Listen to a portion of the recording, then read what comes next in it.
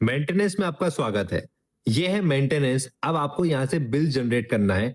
अब आपको month select करना है और नीचे आपको सिलेक्ट करना है कि मंथली बिल रखना है, क्वार्टरली रखना है, हाफ ईयर के फुल ईयर रखना है, वो सिलेक्ट करना है।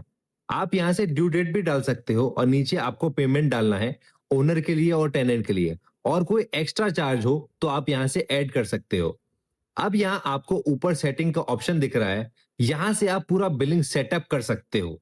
सबसे पहले बिलिंग फ्रीक्वेंसी कौन सी रखनी है वो सेट करना है। फिर नीचे डिफॉल्ट ड्यू डेट का ऑप्शन है, देख लेना है कि कितने दिन बाद ड्यू डेट जनरेट होगी। फिर आपका जो बिल का नंबर है वो कहाँ से स्टार्ट करना है वो यहाँ लिख देना है।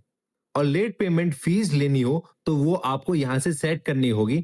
ऑटोमेटिकली हर मंथ लेनी है या फिर मैन्युअली लेनी है वो सिलेक्ट करना है। और फिर ग्रेस पीरियड कितना रखना है वो सिलेक्ट करना है।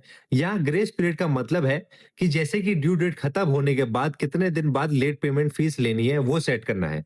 अब नीचे सभी के लिए सेम फीस रखनी है या डिफरेंट वो सिलेक्ट करना है। और नीचे कोई फिक्स अमाउंट लेनी है या जो मेंटेनेंस है उसके परसेंटेज के हिसाब से लेनी है वो सिलेक्ट कर देना है। फिर अमाउंट डाल देना है। अब late payment fees one time लेनी है या बार बार लेनी है वो सिलेक्ट करना है। अब आपको ऑटोमेटिक बिल हर मंथ बनवाना हो तो यहाँ से ऑटोमेटिक बिल का ऑप्शन इनेबल कर देना है और नीचे डे सिलेक्ट करना है कि कौन से दिन बिल जनरेट होगा।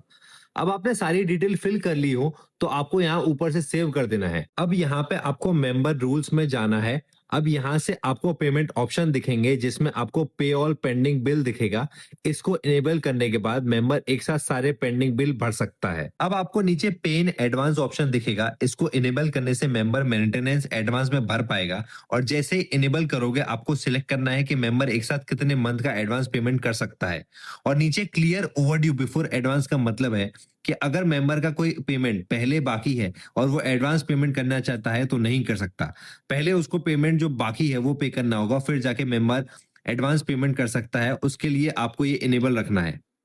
अब जैसे ही अगर आप एडवांस पेमेंट ले रहे हो तो आपको कोई डिस्काउंट देना हो तो आप यहाँ से डिस्काउंट दे सकते हो। फिक्स अमाउंट भी है और परसेंटेज वाइज भी है। ये है मेंबर विजिबिलिटी। अगर किसी ने मेंटेनेंस पेमेंट नहीं किया हो और उसकी डिटेल लोगों को दिखानी हो तो आप यहाँ से सिलेक्ट कर सकते हो विंग वाइज पूरी सोसाइटी, या फिर आपको हाइड रखना हो तो यहाँ से आप हाइड भी रख सकते हो।